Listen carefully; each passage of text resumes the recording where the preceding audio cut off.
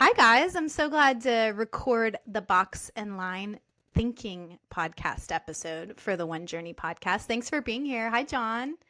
Hey, Hi, this is John Walt, and you can find him at johnwalt.com. He has an audio version of his Notes on Wisdom, which is an amazing way to catch up with him because he's putting out one note a week, and they're really wonderful. One of them is on Box and Line Thinking. So, in just a minute, you're going to introduce our episode today by just giving us a summary of that note in particular because it's going to launch our whole conversation. And I want you, if you haven't met Anne Marie, meet Anne Marie. You can find her, Anne Marie Bailey, at onejourney.com, theonejourney.com. You can also find me there. I'm Casey Harris, and we're going to be talking about what is box and line thinking, where did it come from, and then how does it connect with some of the concepts and some of the things that we lean into on the One Journey. First, I want to lead you through a really simple exercise, and it's a two-way listening prayer exercise. And I took this from Brene Brown's The Story I'm Telling Myself Is. She uses it as a communication tool. So I might say to Anne Marie, hey, the story I'm telling myself about our meeting today is this, as a way for her to speak her perspective without me using accusation or like wallowing in what I'm feeling, but being able to explain myself without, with acknowledging that maybe some of this is just a limited perspective that I'm having. So we do the same thing, but we're going to do it in a conversation with Jesus. So I might use the word spirit or creator or God, whatever word is expansive enough for you to hold your concept of God. I use Jesus. I know we all do a lot, but do not let that word get in your way. Use the word that is authentic for you when you think about God. So we're going to start just by asking God to bring to mind a situation that we're telling ourselves a story about. So just notice, even as I'm saying it right now, you might have a situation that's popping in your head. It could be big or small, whatever it is. Notice how you feel and notice the story you're telling yourself about the situation. And you can press pause and use your voice memo notes and just speak a paragraph or two, good, bad, and ugly, into your phone about the story you're telling yourself about that situation. Or maybe you want to pause this and write about it. Just give yourself a good paragraph. Story I'm telling myself about blank situation is. Then you're going to go back, take the first line and say, Jesus, the story I'm telling myself is, read the first line. How do you see it? And then you're just going to notice what comes to your mind right after you ask the question. And whatever comes to your mind, notice if it feels peaceful. Notice where it's coming from. Does it seem like it's coming from a place of love? And if you listened, would it produce love? That's how you check it. Does it come from a place of life and does it produce life? So just go line by line. The story I'm telling myself is, Jesus, what do you say? Or what's the story from your perspective? And so now you're going to have two different paragraphs and just notice the difference between them. So Anne Marie, jump in really quickly because you've led the story I'm telling myself. You've led a lot of inner healing and also just two-way prayer conversations for people. Can y'all hear the smoke alarm going off in my house? We're going to plow through. And I'm going to go on mute. Anne Marie, talk to that. And then John, introduce our topic, would you? Got it. sounds good. I actually really love this exercise that we do. It's super helpful for me because I noticed that when I ask the question, when I say the story I'm telling myself is, there's usually a negative slant to that.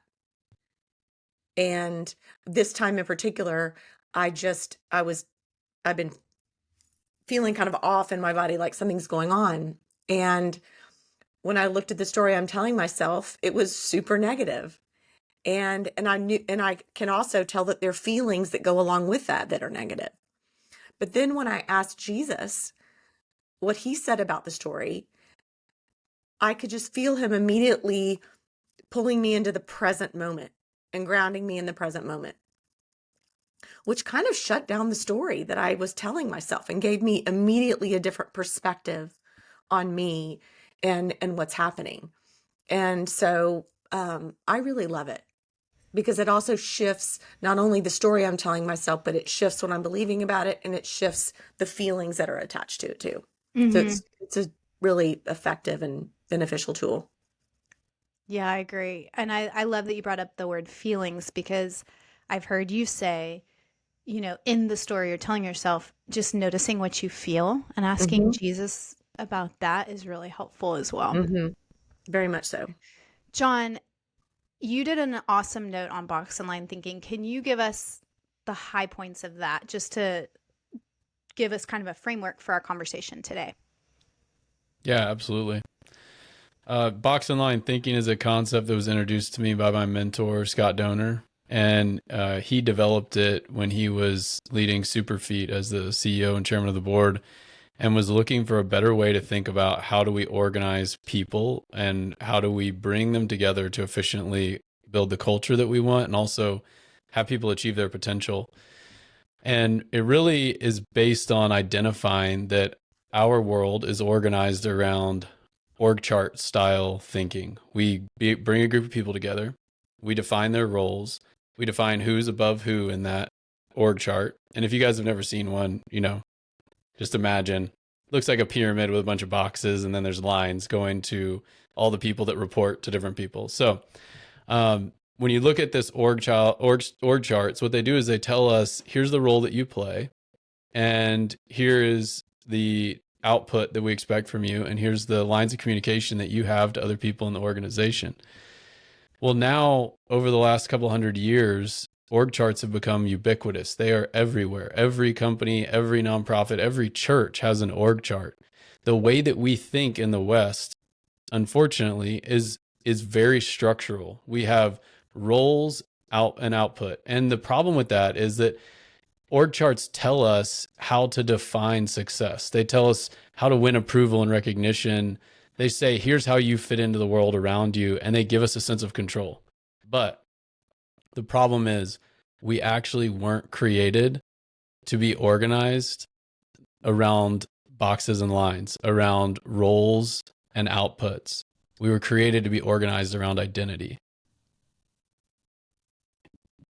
So, what's a representation of organization around identity? So I look at nature, and so you take any living organism, and essentially it is organized by its DNA. So from the very beginning, that seed has DNA in it, and that DNA tells it how to become a tree. Basically, this is not a very scientific explanation here. But that tree is just being a tree. The animals are being animals. Like everything in nature is doing what it is designed to do the way it's designed to do it. What's interesting about us is that because we have high level thinking and self-awareness, we have this opportunity to choose how we want to be, how we want to live, all that stuff. So obviously DNA is a little bit different than what we're talking about around our spiritual identity, like who God created us to be.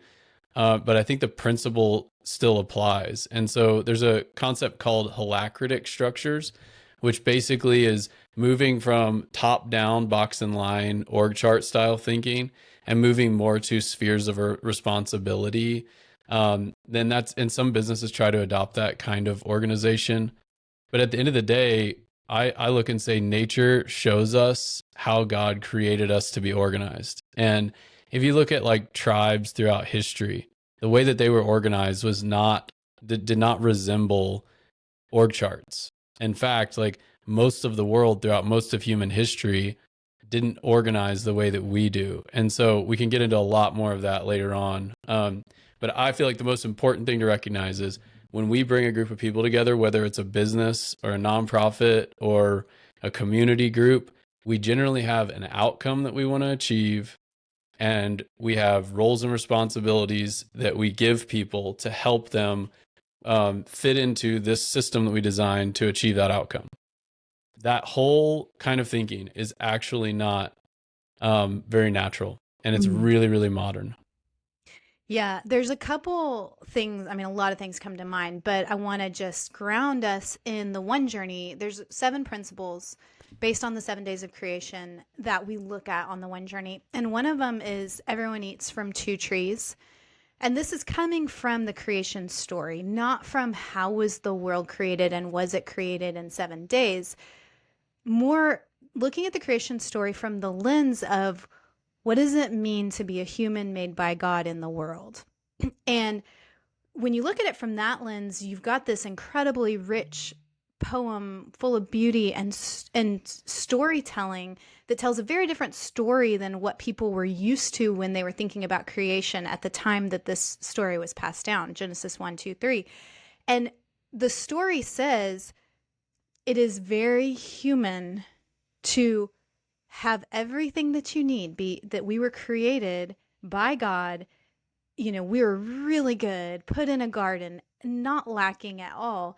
And to somehow still think that we're lacking and try to eat from a tree that doesn't actually give us life. And I think of that when I hear you talk about box and line thinking, because it's before box and line thinking, it was other things where we are trying to fill a role, be something. It's very human to try to be God or try to create a structure that we fit in and that will make us feel good. And I'm right if I do this, and I'm wrong if I do that. And if I'm good, I will do what's right. And if I'm bad, I will do if I don't do what's right, I'm bad. And we create systems of punishment, and all of that is necessary as a society. But with God, that's not necessarily the way of life or the path of life. Yeah. There's a whole other path. And it actually is about our identity, who we were made to be, discovering that. And you said, how does a tree be a tree? I think for us, the question is, how does a human be a human?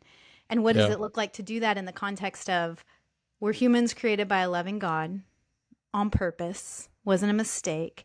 And we've been put together in this world to live this beautiful one life. And I want to interject real quick. Yeah, just go for it. because this example just demonstrates all of this for me. How many of you have gone to so many different places, and what's the first question people ask you, or one of the first questions they ask you when they meet you? What do you do? What do you do? Yeah. What's your role? So a mentor of mine challenged me to never ask anyone what they do. And he's like, what would it look like if you started relationships and built relationships with people without ever being interested in what they did? Instead, you were interested in who are they? It's so counter to our culture, but everything is, the way that we think about people is, what do they do? What do they accomplish? And all of that is box and line style thinking. Yeah, that's a great example. And so immediately I start thinking, okay, how do you actually do that? Like you meet somebody at a party, and someone you've never met before, and you don't ask, what do you do? How do you find out who they are? Yeah, I was struggling with this past week. I was with tons of new people, like well over 100. And every time I met someone, I was like, do not ask them what they do. Like just reminding myself constantly. Yeah. So what I ended up doing to just say, like, what do you do for fun? What do you love about living here? Like things like that. Yeah. Yeah. And we would go down totally different. We would end up talking about what they loved, not about what they did. I'm still figuring this one out. Like, honestly, it's so hard for me not to do that. When I hear about someone new, I want to read their bio, see what they've accomplished. Like I've spent years trying to unbake my mind around box and line style thinking, and it still is my default, unquestionably. Yeah, it's so easy to do. I can't remember when I heard that too, but it's stuck in my head, and I really avoid asking people, at least initially. And I think that, I will sometimes just kind of be at a loss for what to say, which is just indicative of how much I default to that. And I think there's like a space where you go, tell me about you, or what do what makes you excited? What do you think about? Like, what do you dream about doing, or whatever? Because it's not that, I know for me, at least my work, I do think my work is a really unique expression of who I am. It is certainly not all that I am. And a lot of it actually came out of my needs, my wounding, my idea of what I thought my role was supposed to be in the world. So it gave me this certain skill set that I then continued to pursue in a career. So it created a path for me.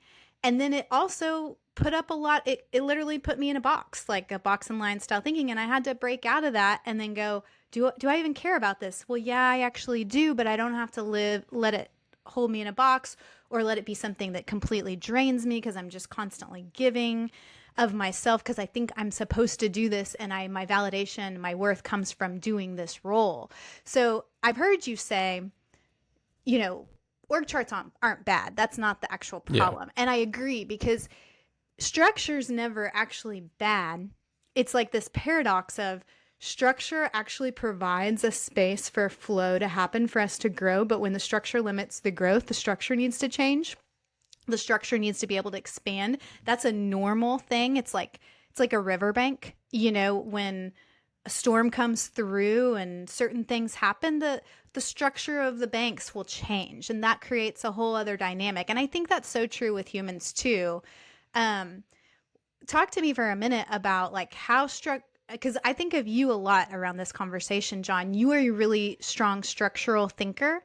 So how have you learned to like take the benefit of line and box thinking and also maybe move beyond the limitation of it? Yeah.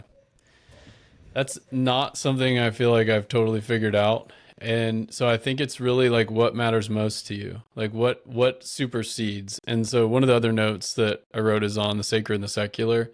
And it's this idea that in our world, we have somehow taken the sacred, which is the spiritual things, and said, do that at home, do that on your free time. That doesn't belong at work and in school and all these other places that we spend all of our time, which is so weird. And then we've said, we're going to take a science-based view of everything.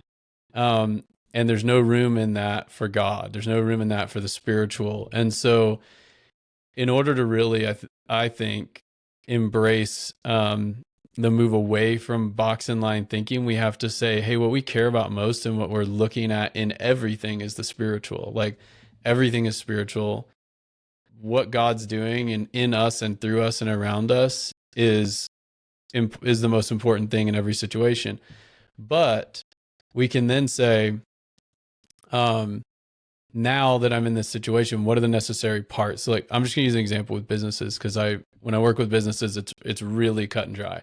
Like there are necessary things that need to get done in order to achieve a goal. Like there always are. However, what is the process that we're using to get to those decisions?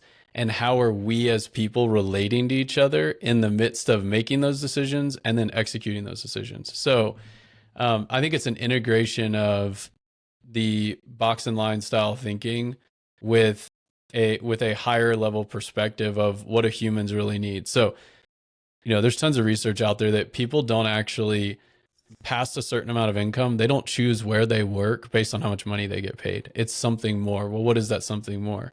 That's relationships, that's belonging, it's culture. So that is all the stuff that speaks to the non box and line stuff. That is identity and belonging. And there's I believe that God's organizational model for communities is that they're organized around identity and they're built on trust and connection. And so you can't structure identity, trust, and connection in, like you can't force that into anything.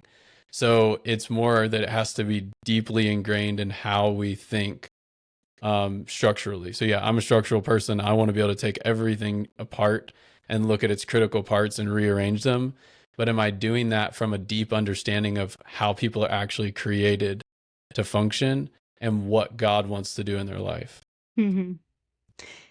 Yeah, I love how I've gotten to know you for the last 10 years or so and seen you even more integrate the way that you're so gifted with this relational depth. And I guess what I mean is, I think that when you're moving away from box and line thinking, the thing that makes it challenging, especially in the West, is it requires relationship. Like you just said, belonging, identity, connection. And that takes time. It's often time that we aren't giving in our workplace. We aren't giving in our hiring processes. We aren't giving enough time. I know when Rosalind talks about this, that we just don't know each other well enough often to move in this kind of higher way of being, which is, it's not we have this role and you need to fit it. It's we get to know you and we see if this is a symbiotic relationship of mutuality where this organization is going to be something you can knock it out of the park in. and you are somebody from your core, the things that drive you, the gifts you have, the vision you have, the talents you've accumulated and honed, this role fits you really, really well and allows you to grow. So then it also requires that as people grow, their roles adapt, which happens in box and line thinking. You can, apply for a different job, a higher up job, but ideally these boxes become more of like amoebas, and there's not these hard lines, but because we know each other, we're able to really see the strengths of one person versus the other. I forget the name of that last test we did as a team at One. Do you remember it, Amory, that John Chen had us do? But I Oh, think that, the 6 types of working genius. yeah, Yeah, I think that's that good. gets closer to it. That's an interesting thing to look at. But Amory, what are you thinking over there? Well, what I'm thinking about, you just actually used the word, is I keep thinking about how you talk, John, about the contrast between box and line thinking and organic systems. And what I've been sitting here thinking about is this whole conversation is such an affront to our brain, because like you use the language, and it's really true that our brains and our ways of thinking have been baked in box and line thinking. So the whole idea of, and I was thinking about symbiosis, that in nature, it's the DNA is within each thing, each seed, each tree, each whatever, and in humans, the DNA is there. But there also seems to be this seamless sense of this give and take, and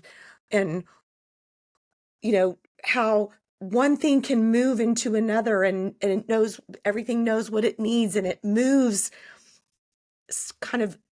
organically and seamlessly, you know? And that's such an affront to our minds, that we're so rigid in the way we think and define things. And this is this, and this is that, and this is how this works, and this is how that works. And I can feel it. And I actually was thinking about it the other day, that even going through the One journey itself was an affront to my brain. The way of being, and even having these two-way conversations with God, because I was so baked in, you ask the question, you get the answer. It wasn't about, well, what's it revealing? What's the question actually revealing in me? What's the question trying to uncover in me? That it's just so, it is more different than we're even able to articulate Yeah. to our brain. Totally. And it's because of what John just said. I think I think it's very human to think this way. And part of the journey we've all been invited onto, this transformation journey, is into maturity. And so we grow from this role structure to something that can hold what we've learned as we age Yeah. and as we mature, ideally. Mhm. But then also, especially in the Western world, and we're going to do a whole podcast on the difference between Western and Eastern thinking, but in the Western world, we've embraced this as the way that is most right. Like, Mhm. we Yeah. think bullet points and technicalities and structures are better than flow. And then I think we're seeing that become more prominent, that flow is actually a thing that's honored. Creativity and artistry are a thing that's actually important to have, right and left brain thinking and connection and more holistic living. And that's happening more, which is actually a meeting of East and West. But Yeah. this Western idea, it's a very strong one that we all have. And it is that proper choices and like the right choice plus let me say it again. The right thinking plus the right action or the right choice equals transformation. And that is just a broken formula. And you Mhm. see it even with people talking from a more holistic perspective. Well, if you only think this way and get the right feeling, then you're going to have the right action. That can change some things. But the true formula for growth is belonging plus identity equals transformation. And you see that more from a psychological perspective, and the simple practice of self-acceptance. You Yeah. can actually belong in your own body, stop rejecting yourself, stop judging yourself, which allows you to stop judging other people. You're belonging, you're accepting who you are, and that actually will create this space for a major transformation. But when you're practicing it, it doesn't feel like it's doing anything. Hmm. I can't see the result, but if I think the right thought and take the right action and I deem it right, and then maybe you applaud me, I think that I'm maturing. Maybe you are, maybe you aren't. I'm not saying it's not good. It's just not actually the way we were created. So I think it is a new paradigm, and I think that we are so the frog in the water around this that we go, oh yeah, well, I belong to this community and I'm in this club and I went to this college and my identity is who is what I do, the output that I create, so I must be mature. And then I think we're just missing, it's like we have this huge blind spot that maybe we never even realized who we really are. Maybe we're like deeply longing to feel deeper connection with people and we don't even know how to get it. Um, so that's just I think a really, like, to your point about this idea being an affront to the way that we live. I think that we're the frog in the water, and often we don't realize how much we are basing and judging ourselves off of our output, what we do, and Yeah, the way other people see us. and we don't. If you ask the average person, even the average leader who has a lot of maturity and all that stuff, what is your identity? Like, you're not gonna get a clear answer. That's not a normal practice for us to actually identify identity. Then the next thing is, as a leader, what is my job? It's to call out identity in all the people that I'm responsible for, which also means I'm speaking to that identity. Like, I'm seeing who they are and I'm speaking to that in them. All of that is so counterintuitive to the way that our world is organized and the way that we think about leading and creating results and performance. And it's uncomfortable because it requires us to shift out of a world that we can define and control and into a world that requires a lot of surrender and a lot of exploration. And I mean, talking about the one journey, like, you're not the whole process is stepping into the unknown, and it's not control, it's not certainty. It is a great experience, though, just to be clear. Yeah. Well, it also requires exposure. Like, even you're Yeah, just as you're talking about being a leader and seeing someone, there's a level of exposure in admitting that you see seeing that you can yeah, see them. And when you name it and you call it out of them, it's vulnerable. In the yeah, world we live in today, that's a vulnerable place to be. I wish it wasn't, because it's yeah. so life-giving, but it makes us feel exposed sometimes when someone can see me. It's like, wait, you can see me, you Yeah, Mhm. and know? what do we do when people don't behave the way that we want them to behave? We impose more rules. Like, our whole governmental model and our Yeah. whole organizational governance model is really built around, here are the rules. Don't disobey them. Like, make sure that you abide by these rules. Well, all of those are external motivators. None of them are dealing with internal identity driven living. So we really want to be people that are pursuing building identity centric communities and cultures. Mhm. And I Hmm. mean, I really feel like that's what we're all talking about as well. Well, because Yeah. you watch rules break down. Oh, yeah. You just you watch the rules eventually break down. How many people they check all the boxes. They went to the right school, they married the right person, did the right career, they made the right amount of money. I mean, you guys see this at one all the time. And then they show up and they're in their 40s or 50s and they are just miserable. Like, and I mean, the extremes that I get to see talking to just guys, for instance, is like achieving everything they thought they wanted and realizing that they're willing to throw it all away. And it happens all the time. Mm. Well, and that's part of the journey, in the sense that a lot of people, and I know for me, it's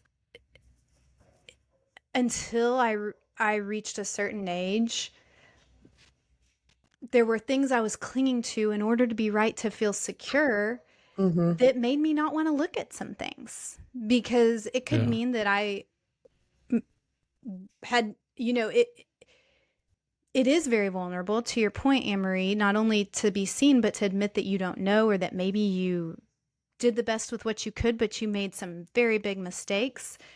Or I wouldn't even call that, for me, mistakes, but I guess my own journey has been, I entered a healing ministry at such a young age because I needed healing. So do we look back and call that good or bad? No, we actually don't have to do that. But at the time, I would have called it really, really good. And I didn't, but I did not know that I was doing it because I needed all that healing. I did it because I thought I was supposed to. That's the way to follow Jesus. Jesus is calling me into this. And I used really strong religious language around it. And I had like a genuine heart in it. But when I looked back and used that same language, I would go, no, I think actually my wounding was driving me into this. I learned a lot. And then around 30 and 40, certain things started to break down. And I could either double down on I'm right and this is my role that I'm supposed to play. And it is killing me because I'm just doing so much to prove to myself that I'm valuable. Or I can look at it and go, maybe there's a better way. And I do think that we all do this in one way or another. One of the episodes, I think the first one, we talked about the transformation journey that everybody's invited onto. And I think that you mentioned this, John, not everybody leans in and accepts that God is offering us this deep transformation around our identity and around what it is to really enter into being more fully who we really are. But a lot of people shut down and don't want to look at it because it is vulnerable and we don't have a ton of models. And very often we don't have a community to go, I'm ready to be honest with myself. I'm ready to admit that I don't know. I'm ready to like take steps into uncertainty that aren't just me validating the fact that I'm right. Does that make sense? I don't know if I'm saying that in a way that makes sense, but Yeah. I mean, the interesting thing is we all want authentic community. Like it's a deep desire that everyone has. What does that require? That requires us just showing up and being us. And really the whole point of that is that we're all going on a journey together to become more of who we are created to be versus the way that the world thinks normally, our modern world. But what happens when we usually start to have authentic community? We think, well, this is amazing. People would love this. We need to grow it. We need to structure it. And it's like, all it is a desire to preserve and protect something that we love or even share something that we love. But our brains automatically go to structure. Like, let's put some boxes and lines on this puppy so that we know that it will withstand the earthquakes of life that are going to come at it. And I do it all the time though, because I see God doing something great and I get excited about it. And then I go, well, how do we build an organization around this? Or how do we build a project around this, rather than just being like, how do I show up with this other person, with God, with whoever God brings around it, and move through that from identity? Because at the end of the day, I truly believe that the most important thing that God wants to do all the time is the work that he wants to do in us. And through the work that he does in us, things will happen outside of us, through us. But that's not the point. It's not the starting place. It's the byproduct of transformation. yeah. There's so much I could say about that, because I think also I came out of a culture, at least this is how I interpreted it, where what you do for God is the most important thing. Yeah, for sure. And that you are doing things for God is the most important thing. And I didn't pick up on the softer skills in that of like connection to God that exists. This is what is. Yeah. Well, you're loved. And that was in there. But practically speaking, it was like prove it versus move from it. Yeah. And that's, it's an experience to move from it. It's an experience of it. One of the things Rosalind on our team always says, and I know she's gotten this from the life model, is the way that we learn is experience before label. It's another one of our principles. Life works best like this: experience before label. And the thing about box and line thinking is sometimes I think we cling to the labels rather than going, well, here's the experience. Here's where we are. Here's what is. Here's where I am in my journey. Here's where you are. Here's what's going on. To your point, John, here's what I notice that God's doing. Here's how I sense the presence of God. Here's what I'm experiencing in creation and at this point in the now. And we have to use words around it, But then the words become so important and we cling to them because we're trying to get it right. And I mean, I hear what you're saying a second ago, like when you go, okay, how do we perpetuate this? How do we build an organization around it? And then the labels get elevated and sometimes the experience gets left behind. And I think that's been a lot of my experience of modern Christianity sometimes, is that the labels became too important and the experience and the connection and the authenticity and the honesty and the struggle maybe were pushed to the side. And it's why we created the One Journey, because one of the biggest things, and again, I know that part of me helping create it is because I needed it, is a community of people who can show up honest together, Yeah. and go, well, I really don't know, or I really am not sure about this, or this is where I am, and I, whatever it may be. And you guys have been that for me. It's one reason we want to do this podcast, because there's a lot of conversations that are happening about faith and about the sacred and secular, and that line being blurred, that everything is spiritual, like you talked about before. But I don't know a ton of communities that are practicing, I'm sure there are a ton, but for me, one has been a place where I can go, well, how do I practice this with other people? And so if you guys are listening and you want to join us in this conversation, there are practical times that you can join us. Every Monday, noon Central, every Tuesday, noon Central, we do a Zoom call, and you can find the link for that on our website, theonejourney.com. And there's different facilitators, but we're trying to intentionally not put ourselves in a pyramid. There's not like a teacher here who's at the top of our Box and Line organization pyramid who we're putting on a pedestal, which they'll probably fall off of. I know I would. I know I have. And it's not that. It's really like a peer-driven practice, meaning we are all children of God. We are all humans. None of us has all the answers, but we are practicing connection with God. We are practicing showing up honest, and we are practicing wanting to grow in health. So what does that look like? And that's what we do. And so I want to invite you to join us. I also just want to invite you guys, John and Anne-Marie, to give us just some closing thoughts. What else has come to your mind? And one thing to maybe shoot at is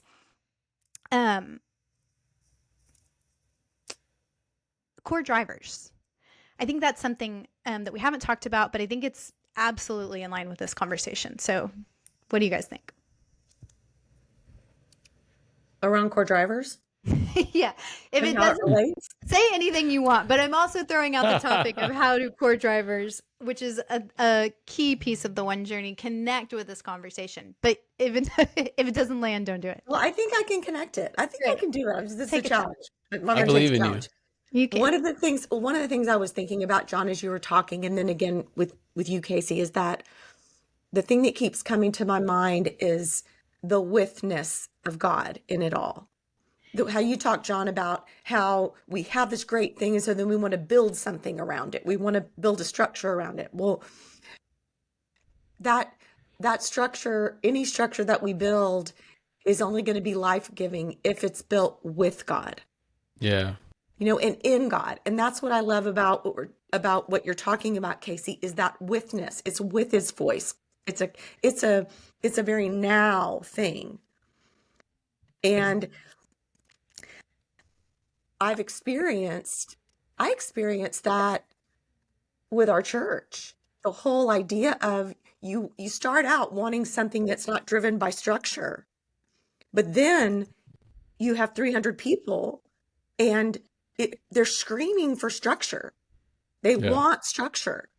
And it's so hard to fight against that. And we would ebb and flow with moving with, of course, the whole time our intention was to move with God, but it didn't always work out that way. We thought we were, but we're human. We're so human. And that's why I'm so thankful for learning these small daily practices of listening to his voice and asking him questions in the midst of it. Not about this thing that's far away that I want to design or do, but in the midst of it, real time with God. Yeah. And that's what I mean. And I think that's how with that withness with God, all the things that we do when we fill out questionnaires and we try to figure out what our personality is and who we are and how we move have been helpful. There have been a lot of those things that have been really helpful for me. But what I love about the core drivers, which really talk about the really innate way and unique way that I am made. Anne Marie, I learned that with God, by his voice, asking him we'd ask him, what's my core flow? What's my core question? What's my core desire? And he tells me. It doesn't come from a list of 6 things for me to choose. Which one do I most do? And all of that. And God knows the nuances of me. He knows the nuances. He knows where I am right now at this place in my life. And he knows every nuance of the fullness of who he created me to be. And one of the things I love about the core drivers is that it's honed over time. I asked him the question a year ago, and 6 months later, he's beginning to clarify it for me and show me something that's so much more nuanced and deeper and really more true. If I were to tell somebody else, it might not make any sense to them, but it makes all the sense in the world to me. And it changes the way that I show up in the world when I'm known that way. So I think that's the thing about this whole, every conversation we're ever going to have is that I love how our humanity shows up even in the conversation. The 3 of us have never, on all of the times we talk once a week, we have a weekly meeting. And that's one of the reasons we thought about how fun it would be to do this podcast. It's because we're all showing up human. We're all showing up honest with our honest questions and thoughts. And I don't know. And what do you think? What's your take on it? So, Yeah. It's so not a formula. It's a journey. And I know, Casey, that's why you called the one journey, because it's the one human journey that we all have to go on. And, identity is not a destination. Like it's who we are. And we tend to, when we do think about identity, we tend to make it some thing that we're going to get to at some point in time. Any way you look at this, our culture has moved so far away from identity centric thinking that we just literally destroy the thing that we want the most. And Emery, you're talking about with the church, just wanting structure, like people crying out for structure. That's what we always do. That's what I do all the time. I don't know if there's a day in my life that I haven't gotten up and said, God, I appreciate everything that, essentially said, God, I appreciate everything you're doing, but please do it more structured. It's like, and tell me what that's going to look like so I can get it right. Yeah, which is power and control. I want to be the one that's in control. I don't want to let God be in control. And when I shift to identity centric thinking and living, I am embracing the unknown, because I can't fully understand. I don't know. I can't fully understand y'all's identity. If you give me a box and a line, a job description, a role, and expected output, then I can define you. Then I can know you. Then I can know how to relate to you. This is such a big problem. It's everywhere. So I would encourage all of us to just keep thinking about this and recognizing when it shows up in all of us. Regarding core drivers, that was huge for me, getting my core drivers. Namely, just like my core flow helped me to just understand how I show up all the time. I say often that it helped me understand all of my failures in relationships and all of my successes. Like, here's what I'm really good at, and here's why people sometimes don't like me. So, here's the rub. But however you go about it, the fact that we don't pursue an understanding of our identity, and that we don't purpose ourselves every day to speak into the identity of the people that are around us, is a tragedy.